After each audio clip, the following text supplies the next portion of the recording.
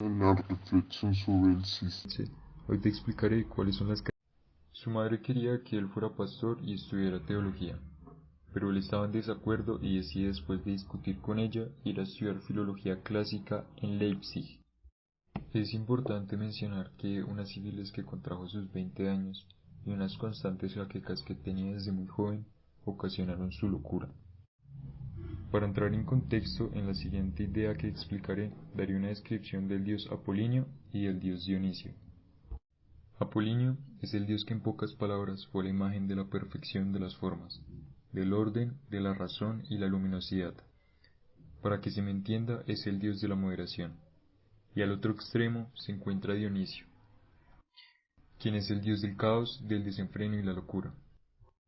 Todo esto que les acabo de mencionar, la comparación entre Apolinio y Dionisio, se convierte después en una dicotomía filosófica y literaria.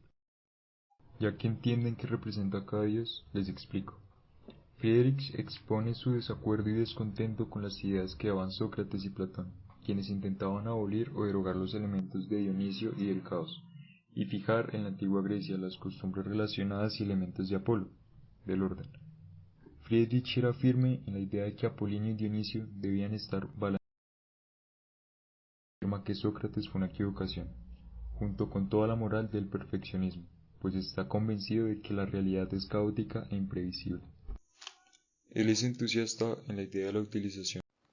Hola, mi nombre es Andrés y hoy haré una crítica a Friedrich Nietzsche sobre lo que él consideraba el concepto que constituye a la incógnita kantiana. Bueno, según él, la voluntad surge de una intuición literaria o intuición artística, o por lo tanto de un despliegue de la capacidad imaginativa del genio.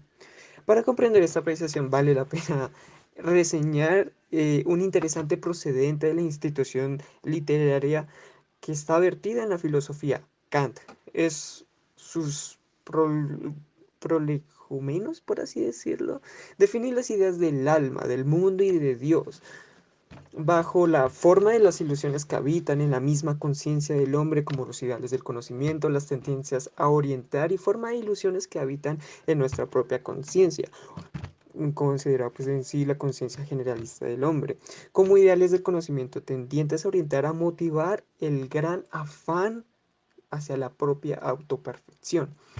Es a raíz de esta reflexión que el propio Kant admite la existencia de un mundo inteligible, que es independiente del mundo fenoménico.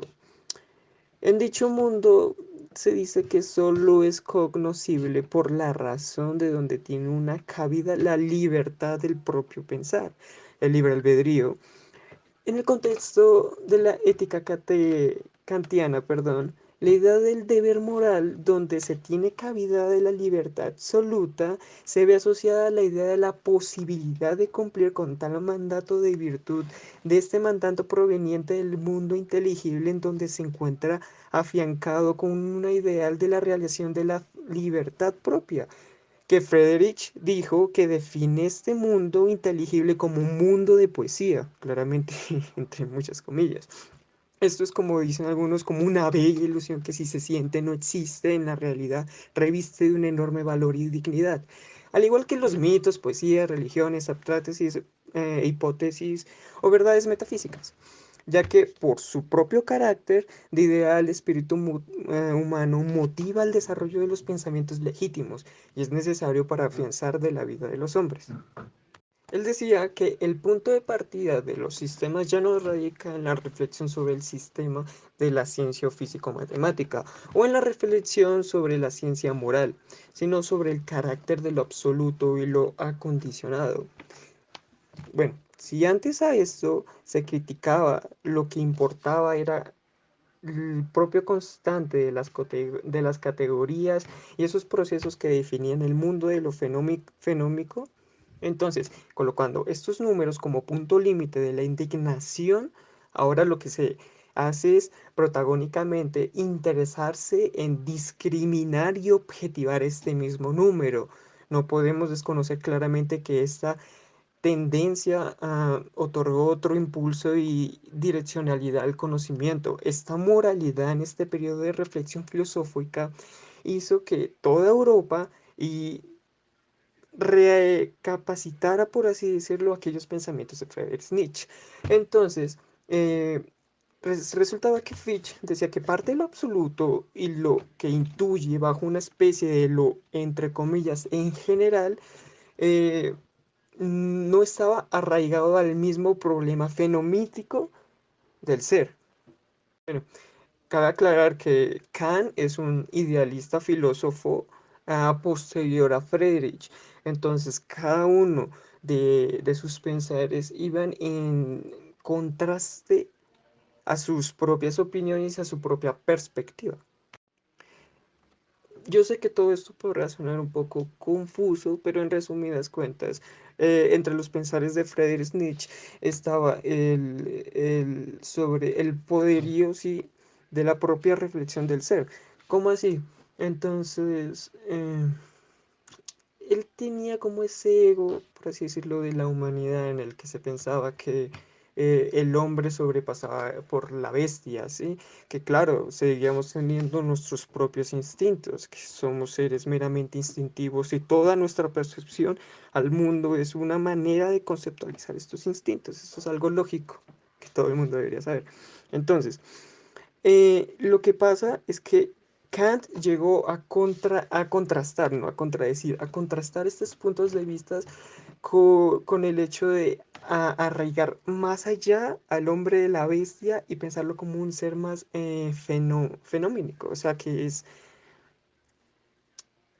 diferente, sí, diferente.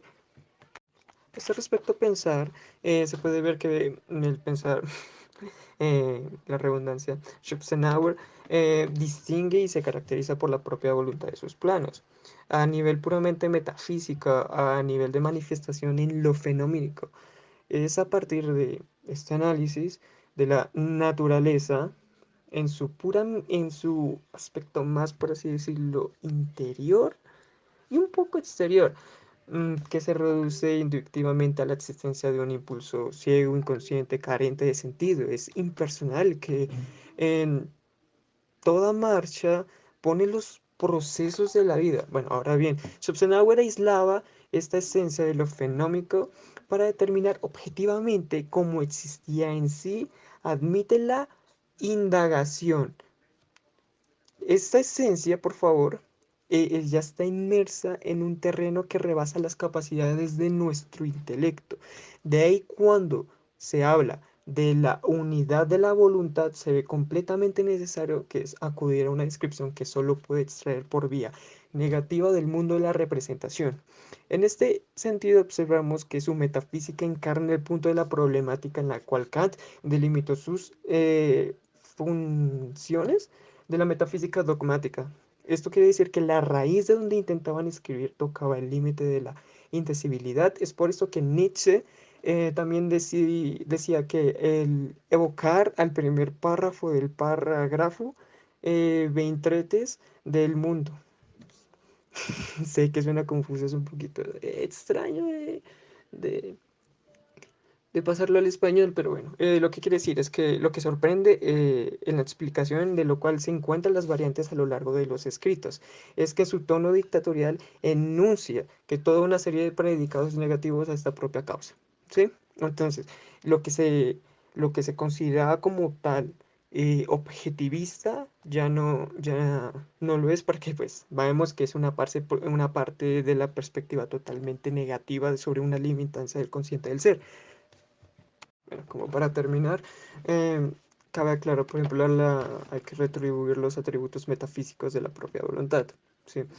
Otra crítica que yo haría al pensamiento nietzscheano sería que, por ejemplo, una de las cosas que se dice en este pensar es, abre comillas, en tercer lugar, nosotros estamos obligados a alegar falsedad contra los predicados de los cuales Schopenhauer dota su concepto de voluntad y que militan a favor de un puro y simple impensable del mismo modo que son completamente extraídos de la posición al mundo de la representación, aunque entre otras cosas en sí el fenómeno el concepto de oposición no tiene ningún sentido.